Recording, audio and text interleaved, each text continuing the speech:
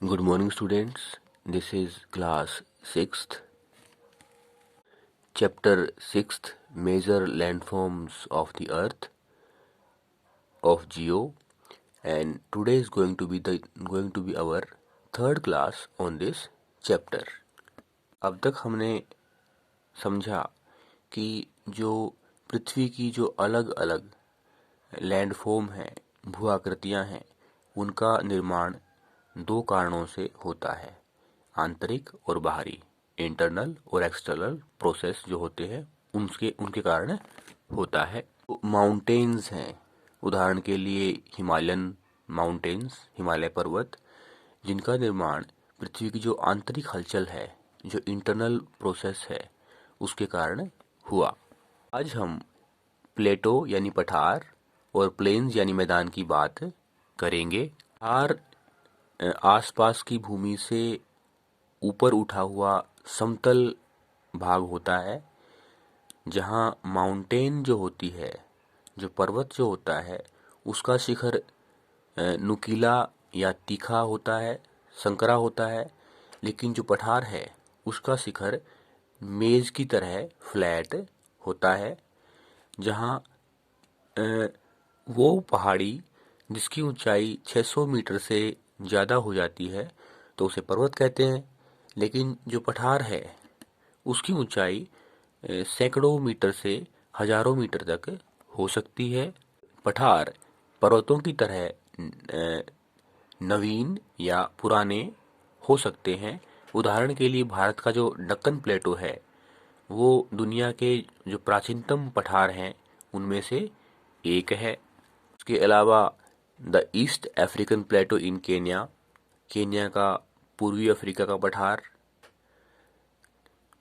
Tanzania और Uganda का पठार, and western plateau of Australia, और ऑस्ट्रेलिया का जो पश्चिमी पठार है वो इसके अलावा पठारों के दुनिया में उदाहरण हैं। और जो तिब्बत का पठार है वो दुनिया का सबसे ऊंचा पठार है, जिसकी ऊंचाई 4000 मीटर से 6000 मीटर तक है। बात करेंगे पठारों की उपयोगिता कि how useful the plateaus are for अस।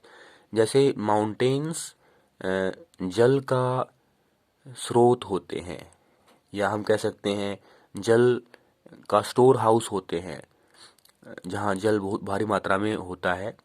वैसे ही जो पठार है वो खनिजों का, मिनरल्स का स्टोर हाउस होते हैं।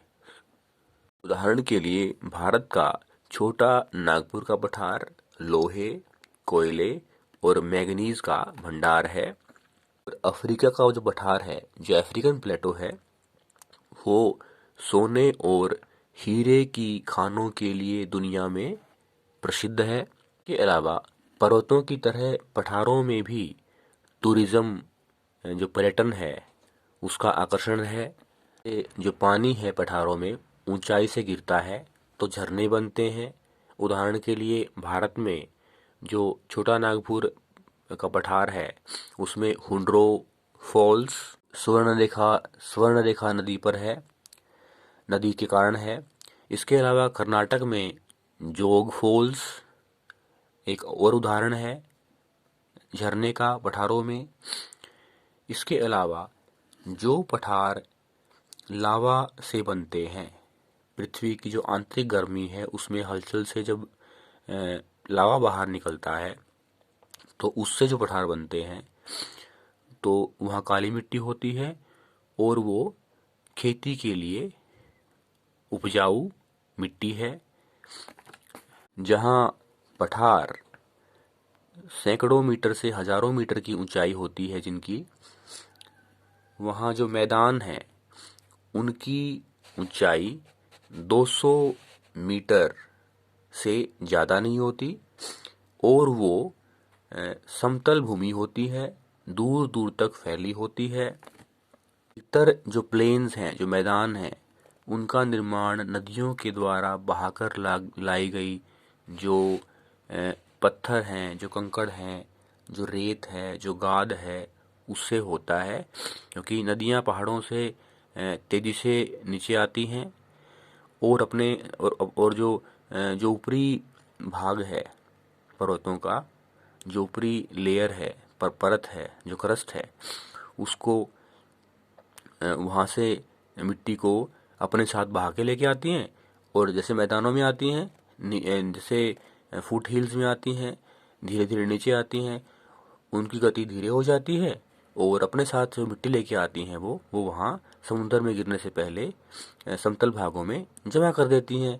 ऐसे मैदानों का निर्माण होता है। उदाहरण के लिए भारत का गंगा यमुना का जो मैदान है, जो जिसे ग्रेट नॉर्दर्न प्लेन्स भी कहा जाता है, विशाल उत्तरी मैदान में जिसे कहा जाता है। इसके अलावा दुनिया के जो बड़े और जो विशाल मैदान हैं दुनिया में, वो एशिया की नदियों के द्वारा या उत्तरी अमेरिका की नदियों के द्वारा बनाए गए हैं।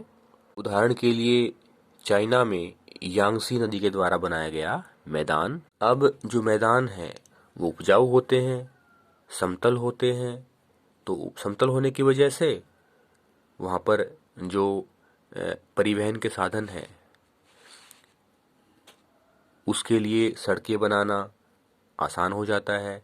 तो मैदानों में सड़कों का जाल बिछा होता है और क्योंकि उपजाऊ होते हैं तो जनसंख्या भी वहाँ ज़्यादा होती है।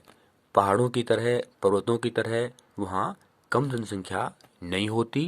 इस तरह से मैदान फर्टाइल वहाँ लैंड होती है, उपजाऊ मिट्टी होती है और खेती के लिए उपयुक्त होते हैं और जो मनुष्य है, जो मानव है, जो पॉपुलेशन है, उनके रहने के लिए भी उपयुक्त होते हैं और सघन जनसंख्या वाले, घनी जनसंख्या वाले होते हैं।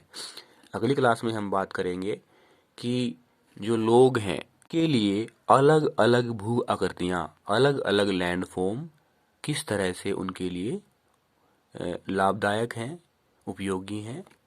थैंक्स।